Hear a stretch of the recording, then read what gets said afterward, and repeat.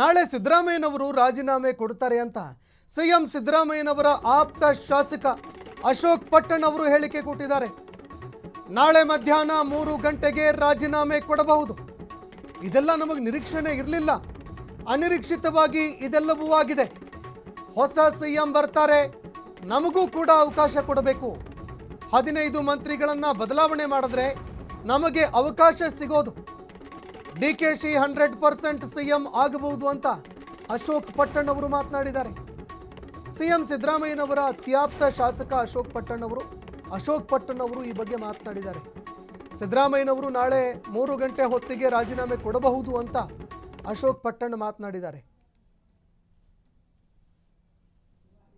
ಸಚಿವ ಸಂಪುಟ ಪ್ರಯತ್ನ ಮಾಡ್ತಾ ಸಕ್ಸಸ್ ಆದ ಥರ ಕಾಣ್ತೀವಿ. ಈಗೇನು ರೀಶಫಲ್ ಮಾಡೋ ಬದಲಿಗೆ ಹೊಸ ಮುಖ್ಯಮಂತ್ರಿ ಬರ್ತಾರೆ.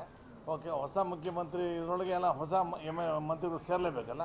ಅದರೊಳಗೆ ನಾವೆಲ್ಲ ಸೇರ್ಕೊತೀವಿ, ನಮಗೂ ಸೇರಿಸ್ಬೋದು ಅಂತ ನಾವು ಆಸೆ ಇಟ್ಕೊಂಡಿದ್ದೀವಿ. ಈ ಪ್ರಕಾರ ಹಳೆ ತಂಡನ ಒಂದು 15-20 ಜನಕ್ಕೆ ಚೇಂಜ್ ಮಾಡ್ತಾರೆ ಅಂತ ಅನಿಸುತ್ತೆ. ಮಾಡಲೇಬೇಕು, ಇಲ್ಲ ನಮ್ಗೆ ಜಾಗ ಸಿಗಲ್ವಲ್ಲ. ಖಾಲಿ ಜಾಗ ಆದ ನಮ್ಗೆ ಸೀಟ್ ಸಿಗೋದು. ಅವ್ರು ಖಾಲಿ ಮಾಡಲೇಬೇಕು ಅಂತ ನಾವು ಹೇಳ್ತೀವಿ. ಹೊಸ ಮುಖ್ಯಮಂತ್ರಿಗಳಿಗೆ ನಾವು ಒಂದು ಅರಿಕೆ ಏನಂದರೆ, ಯಾರೇ ಹೊಸ ಮುಖ್ಯಮಂತ್ರಿ ಆದರೂ ಕೂಡ ನಮ್ಮದೆಲ್ಲ ಕನ್ಸಿಡರ್ ಮಾಡಬೇಕು, ನಮಗೆಲ್ಲ ಹೊಸಬ್ರಿಗೆ ಆದ್ಯತೆ ಕೊಡಬೇಕು ಅಂತ ಹೇಳ್ತೀವಿ. ಸಿದ್ದರಾಮಯ್ಯವ್ರಿಗೂ ಶಾಕಿಂಗ್ ಇಲ್ಲ, ಏನಿಲ್ಲ. ನಮ್ಮ ಪಕ್ಷದಾಗೆಲ್ಲ ಬೆಳವಣಿಗೆಗಳು ಈಗ ಆಗ್ತಾನೆ ಇರ್ತವೆ. ಇಂಥವೆಲ್ಲ ಬೇಕಾದ ಸರಿ ಆಗಿದೆ. ನಮಗೇನು ಗೊತ್ತಿಲ್ಲ, ಎಲ್ಲ ಹೈಕಮಾಂಡ್ ಅವ್ರಿಗೆ ಗೊತ್ತಿದ್ದು. ಮೋಸ್ಟ್ಲಿ ಇನ್ನು 2 ದಿನದಾಗೆಲ್ಲ ಕ್ಲಿಯರ್ ಆಗುತ್ತೆ. ಎಲ್ಲ 100% ಆಗ್ಬೋದು ಅಂತ ಇದೆ. ಇದೇ CLP ಕರೆದ್ರೆ ನಾವೆಲ್ಲ MLA ಒಗ್ಗಟ್ಟಾಗಿರ್ತೀವಿ. ಇನಾನಿಮಸ್ ಆಗಿ ಒಂದು ಹೆಸರು ಬರ್ತದೆ, ಪ್ರಪೋಸ್ ಮಾಡ್ತೀವಿ, ಆಟೋಮೆಟಿಕ್ ಆಗುತ್ತೆ.